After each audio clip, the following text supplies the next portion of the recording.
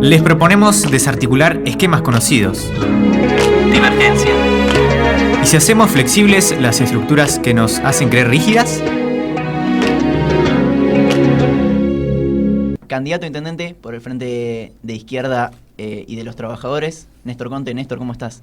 Buenas tardes a ustedes, a la audiencia. Un gusto estar en un programa con jóvenes. Eso es interesante porque espero que las preguntas tengan que ver con la problemática que tiene la juventud, que no es poca. Exactamente. Bueno, más que nada queremos saber, fue hace poco, cómo se vieron las PASO, ¿no? Desde tu lado. Mira, para el Frente de Izquierda, a nivel nacional, ya sacamos cerca de 700.000 votos. Fue una votación importante porque nos coloca como la cuarta fuerza nacional en un marco de una polarización electoral muy fuerte. Es decir, no ser fagocitados por el voto popular que se canalizó hacia la fórmula de Fernández-Massa. En este escenario fue muy importante. Y es muy importante por lo que se viene. Mirando los reportajes que me hicieron el día domingo cuando se votaban, yo le dije en varios de ellos que había que ver cómo reaccionaban los mercados el día lunes. Y creo que me transformé en un gurú de la economía nacional. Porque no hubo que llegar al lunes, ya el domingo a la noche la banca electrónica había disparado la cotización del dólar. Y tenía que ver precisamente con el derrumbe de un gobierno. El pueblo ha votado algo a otra fórmula, que nosotros vamos a marcar los límites que tiene, lo hemos hecho en el curso de la campaña electoral hacia agosto. Y en Bahía Blanca el Frente de Izquierda quedó posicionado como la tercer fuerza. Si bien estamos lejos de las dos primeras, nos plantean la carrera para llegar al Consejo Deliberante con este 5,4% que hemos sacado del voto, y que es muy importante que la izquierda esté en el Consejo Deliberante. Lo hemos explicado, lo vamos a seguir explicando, porque tenemos que convencer todavía a un sector de los bahienses que es necesario que Daniela Rodríguez ingrese al Consejo Deliberante para llevar las reivindicaciones de los trabajadores, las mujeres y la juventud, que es el eslogan que tenemos desde el Frente de Izquierda, porque consideramos que con nuestro programa reivindicamos y defendemos los intereses de esos sectores sociales, es decir, las mujeres que han ocupado durante el año 2017 y 2018 la primera línea de combate en nuestro país por sus derechos, los trabajadores que luchan por el derecho al trabajo, contra la desocupación, y la juventud, que en Bahía Blanca es un emblema porque el 9 de julio detuvieron a 2 chicos de un centro de estudiantes por reclamar un derecho que además está consagrado por ley, que es el boleto educativo, el boleto estudiantil. ¿Qué fue lo que pasó con eso al final? Porque los chicos habían, la policía se los había llevado, se denunciaron abusos físicos hacia los chicos también, ¿no? Sí, todo lo que nosotros sabemos por los medios periodísticos de ese abuso policial, que tiene que ver con un abuso que también se cometió por estas horas con otro grupo social en nuestra ciudad que reclama un terreno.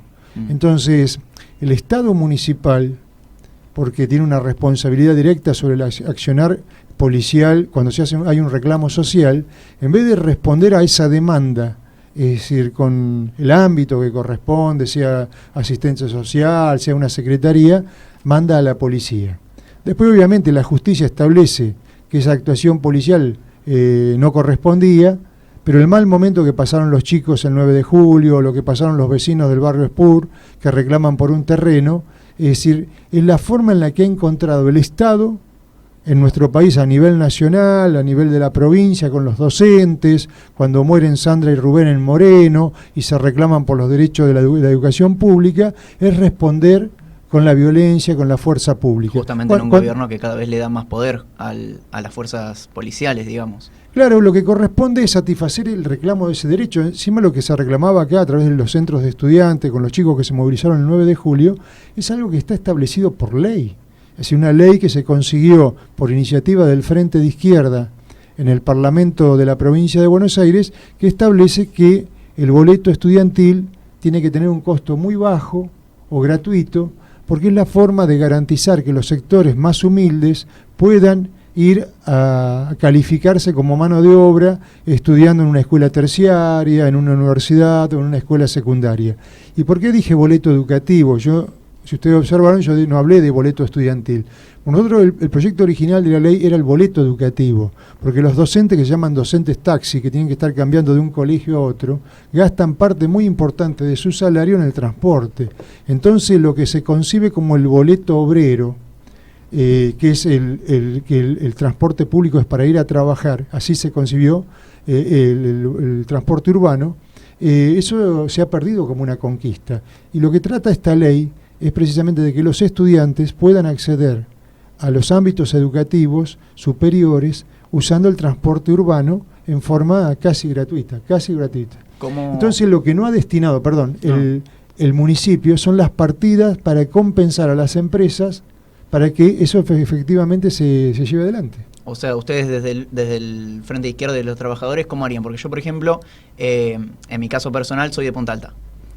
Vivo, prácticamente paso todos los días en Bahía, y el colectivo que más frecuento es la línea 319, que la línea 319 no sé muy bien, no estoy muy metido en el tema de cómo trabajan, pero es como que encontraron un hueco en el contrato de decir, como nosotros somos una empresa de media distancia, el boleto estudiantil no nos corresponde, desde ese lado. ¿Cómo haría el Frente de Izquierda para que se cumpla este derecho, no? Miren, por eso dije de entrada que es una ley que algunos municipios no la están cumpliendo. Nosotros lo que hay que exigirle al municipio es que cumpla con la ley y no que detenga a los estudiantes.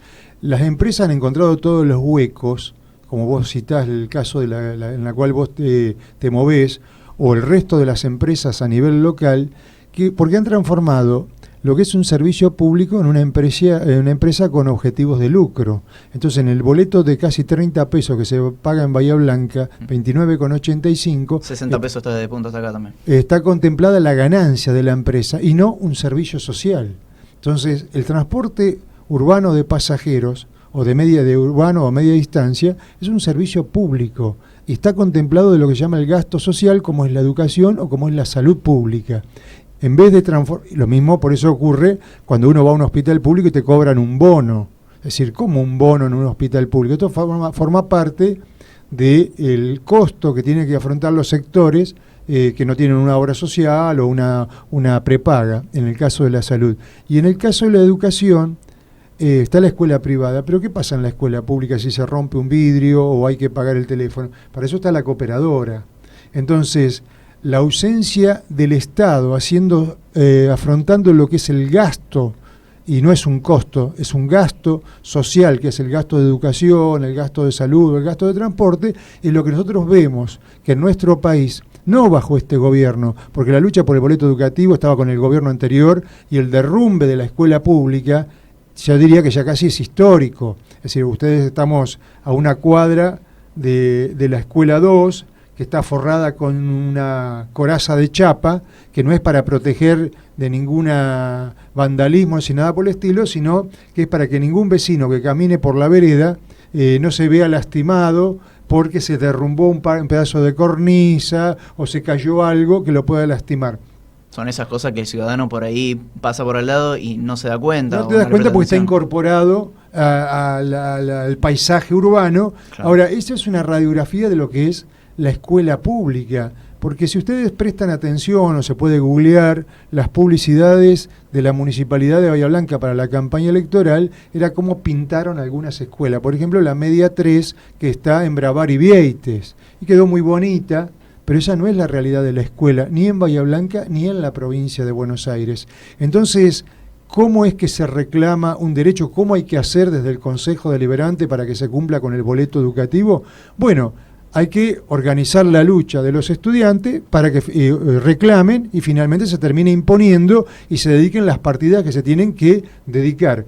Ya el intendente de Bahía Blanca, Gay, hizo un reportaje unos días antes de las elecciones en el diario La Nueva, diciendo que producto de la inflación habían tenido que reasignar algunas partidas cuando le preguntaron por el Fondo de Financiamiento Educativo, que es un fondo que gira a la provincia, a los municipios, para que se hagan cargo del mantenimiento de la escuela pública. Y lejos de tener algún tipo de control de los docentes o de la comunidad educativa, el Fondo de Financiamiento Educativo ha ido a parar, como lo dice en ese reportaje el intendente Gay, a rentas generales. Es decir, que forma parte del presupuesto municipal para lo que hace al funcionamiento del conjunto del Estado municipal.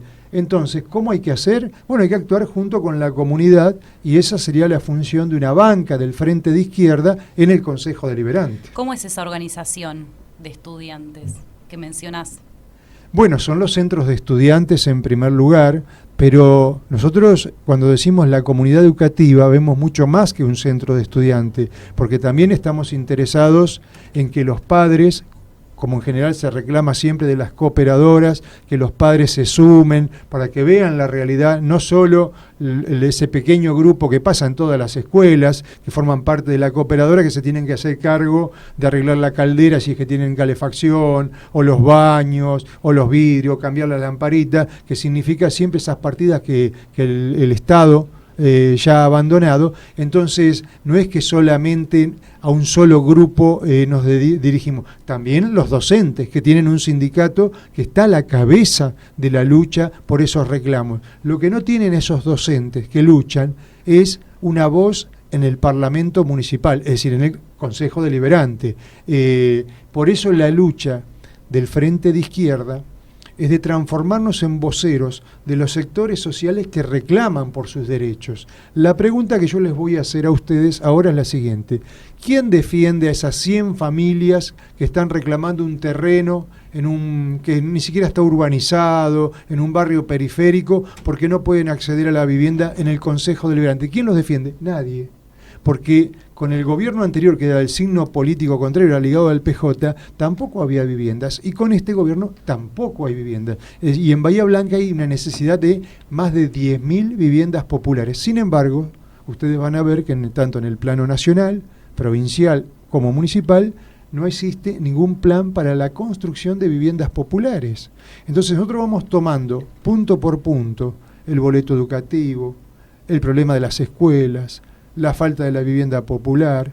Vamos viendo que en los consejos deliberantes, que es el terreno más cercano que tiene un vecino con un representante político, se supone que estos 24 concejales que tiene nuestra ciudad viven en un barrio, se encuentran con sus vecinos, charlan los problemas que tienen y serían portadores de esa problemática en el Consejo Deliberante. Sin embargo, yo por mi edad escucho los programas periodísticos a la mañana de los periodistas locales, como creo que me corresponde, como vecino de Bahía Blanca, y lo que sé, ¿qué es lo que critican permanentemente los periodistas de locales? Que el Consejo Deliberante de Bahía Blanca no pasa nada. ¿Qué quieren decir con ese no pasa nada?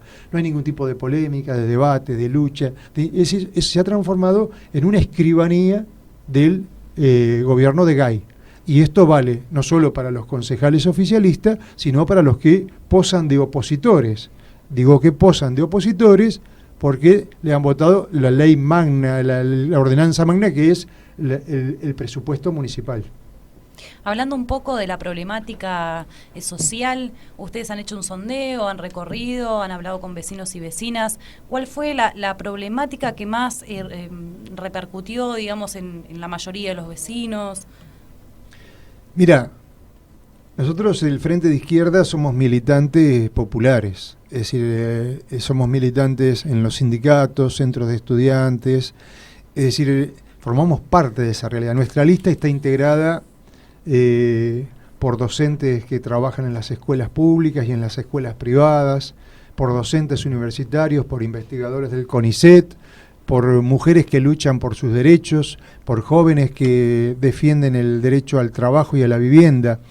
Entonces, la problemática que recogemos es la problemática cotidiana. Nosotros participamos, a nosotros nos vas a ver en nuestras fotos en Facebook, cualquiera de los integrantes de la lista del Frente de Izquierda, marchando con una pancarta o con una bandera reclamando un derecho.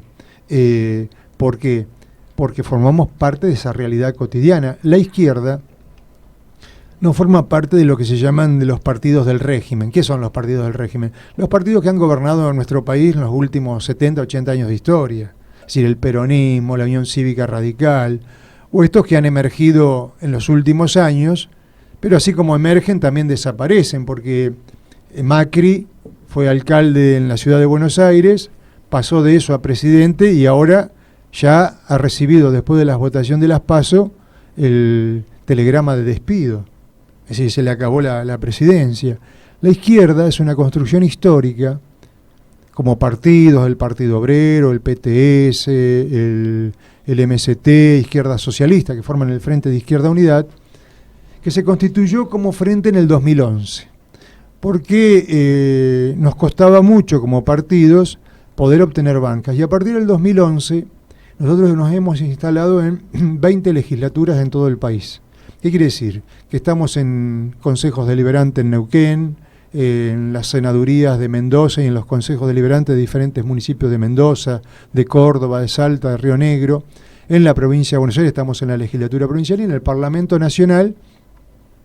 Romina del Pla y Nicolás del Caño fueron elegidos diputados nacionales junto a otros compañeros que estaban en la Cámara de Diputados. Ahora, nosotros aspiramos a tener un desarrollo electoral superior porque el proceso que se viene, lo que ustedes han visualizado después de las elecciones del 11 de agosto, es un ataque feroz a nuestras condiciones de vida. Es decir, lo que ocurrió, esto que decíamos al principio, vamos a ver cómo reaccionan los mercados, fue una brutal devaluación de la moneda argentina, del peso. Ahora, un oyente podrá decir, bueno, ¿y eso qué importancia tiene? La importancia tiene que cuando vas al almacén, lo que vale el aceite, lo que vale la harina, lo que vale el azúcar, lo que vale el café, lo que vale el pan. ¿Por qué? Porque nosotros estamos en una economía dolarizada y si la moneda nuestra se devalúa, todos los productos que forman parte de la canasta familiar suben y hay una cosa que baja, que es una cosa muy importante, que es nuestros salarios, nuestras jubilaciones, porque también se miden en dólares.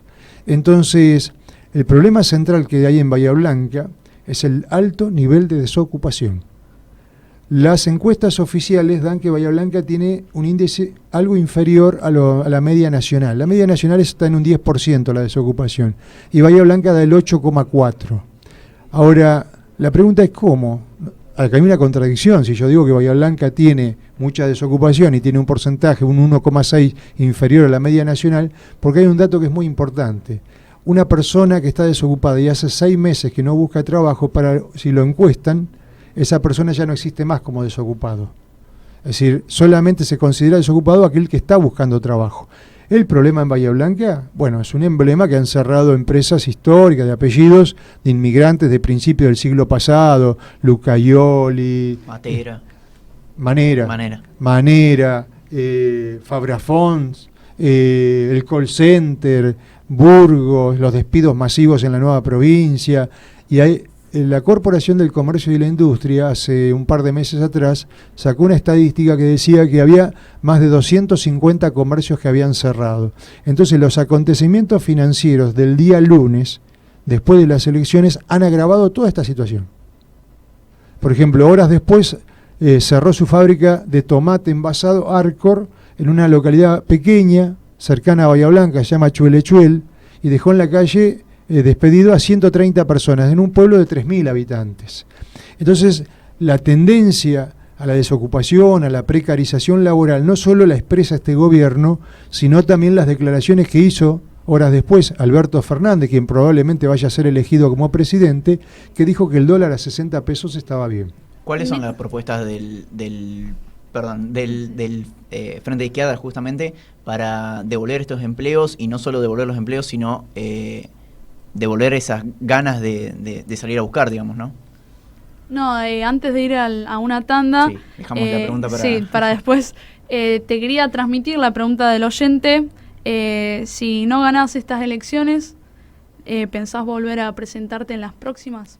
Bueno, ¿lo contesto ahora? Sí, ahora, antes de irnos. Bueno, yo di una definición hace un ratito cuando me preguntaste qué percibíamos en los barrios, qué percibíamos con la gente.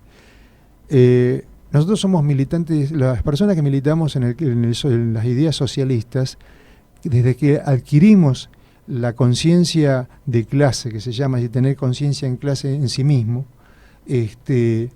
una pertenencia a la clase social a la cual pertenecemos, morimos con esta ideología, es decir, no nos transformamos en burgueses porque accedemos a un puesto o porque nos fue bien en la vida, porque tenemos una profesión que está bien remunerada.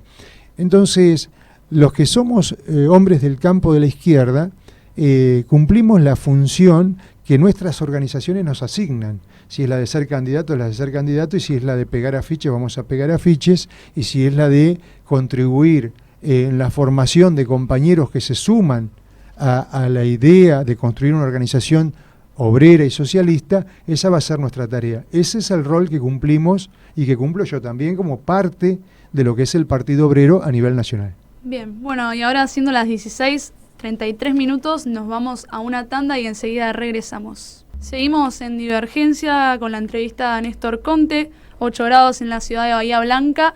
Y bueno, Lucho... La repito. La repetís. ¿Cuál es la propuesta justamente del Frente de Izquierda Unidad para devolverle al bahiense una esperanza de tener empleo y la motivación para salir a buscarlo, ¿no?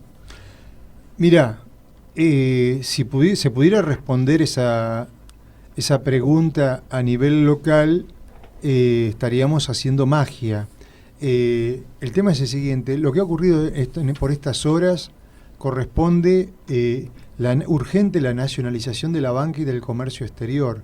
Las declaraciones del nuevo ministro de Economía hoy es seguir rifando las reservas para mantener el precio del dólar ya a 60 pesos, para seguir favoreciendo lo que llama la bicicleta financiera, el carry trade, que es traer una cantidad de millones de dólares del exterior, convertirlos a pesos, colocarlo a una tasa de interés que está al 70 y pico % anual, es decir, tener un rendimiento del 5 al 6% mensual, cuando la media a nivel mundial, en Estados Unidos, en Europa, es del 1 o 2% anual. Entonces, en ese escenario no hay ningún tipo de actividad económica, comercial, que pueda prosperar, porque cualquier comerciante, productor, tiene que ir al banco y le van a cobrar el 60 al 70% de interés. Es decir, que no hay ninguna actividad que produzca que solamente pueda pagar eso.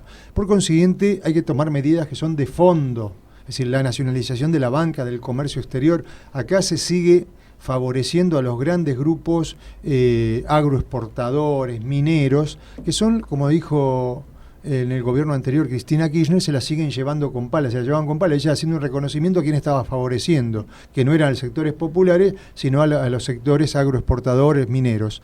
Entonces hay que tomar esas medidas de fondo. Obviamente lo primero que hay que hacer en Bahía Blanca es saber cuántos desocupados hay. Entonces hay que hacer una encuesta. Después, el municipio tiene que terminar, que no es patrimonio de este gobierno, pero hay que terminar con el trabajo en negro, el trabajo precario en los municipios, el de Bahía Blanca y en todos los municipios. Porque ustedes van a ver que mucho de lo que era el trabajo municipal ahora se llaman planes sociales, entonces van a ver que el mantenimiento de los parques, infinidad de trabajos se hacen con planes sociales. Ahora, un plan social es una persona que cobra 6.000 pesos, no tiene convenio, no tiene estabilidad laboral, no tiene aporte previsional, no tiene obra social. Entonces eso es la precarización del trabajo, la precarización de la vida. Cuando hablamos de precarización del trabajo, es que alguien que está trabajando se lastima, no va a cobrar porque no puede faltar, no va a tener vacaciones, no va a tener aporte jubilatorio, no se va a poder jubilar, y la vida pasa. Es decir, no es que, esto lo tomo por un tiempo. Entonces, hay que terminar con la precarización laboral en los propios estados municipales. Y después hay que tener una política activa para generar trabajo. Se necesita mucha obra pública. La obra pública que se está haciendo en Bahía Blanca, que ahora hay que ver si es que se mantiene o no, son los caminos de accesos al puerto. Es muy interesante esto, porque si uno lo analiza por qué se está haciendo la ruta, la 33, la que viene de Guaminí, es decir, se la está mejorando. ¿Para qué? ¿Para que no haya accidente con los autos? No ese es el objetivo. El objetivo es para poder sacar la cosecha granaria en el puerto. Es decir, como a principios del siglo pasado se hicieron los ramales ferroviarios que terminaban en Ingeniero Guay o en Rosario para poder sacar la cosecha de trigo, para poder sacar las cosechas, ahora usándose el camión, se están mejorando las rutas. Entonces, necesitamos obra pública, necesitamos culacas, se necesitan viviendas, se necesitan asfalto, cordón cuneta. Entonces sobre esa base se puede generar trabajo. Y lo que no hay acá, por eso vuelvo a insistir con este concepto que lo dije antes, no hay una política municipal, no hay una política de la provincia y no hay una política nacional que, por ejemplo, contemple un plan de vivienda en nuestra ciudad. Pero no hay en Bahía Blanca, tampoco lo hay en Punta Alta, tampoco lo hay en ningún lugar del país. Entonces, decir, bueno, dar trabajo es poner en marcha una maquinaria que significa, en primer lugar, que no se vayan los recursos financieros favoreciendo a los fondos de inversión, a los bancos, que son los que están haciendo esta bicicleta financiera, y destinar el ahorro nacional a poner en marcha nuestro país, un plan de activar los ferrocarriles, bueno, todo lo que tiene que ver con la obra pública nacional, provincial y municipal. Exacto. Bueno, para ir cerrando, vamos a hacer una especie de ping-pong. En una oración yo te doy un nombre y en una oración 2 palabritas me decís lo primero que se te viene a la mente. Federico Susbieles. Un jugador de básquet. Héctor Gay. Un periodista. Nicolás del Caño. Un luchador socialista. Lilita Carrió. Una persona extraña. Patricia Bullrich. Una persona peligrosa. Hernán Lacunza.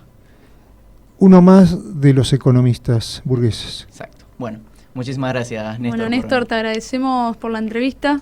Muchas gracias. Bueno, gracias a ustedes por la nota y bueno, espero que les vaya muy bien en lo de ustedes. Gracias.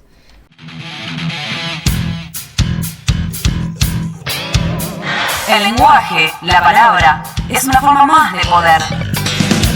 Una de las muchas que se nos ha estado prohibido. ¿El periodismo es libre o es una farsa?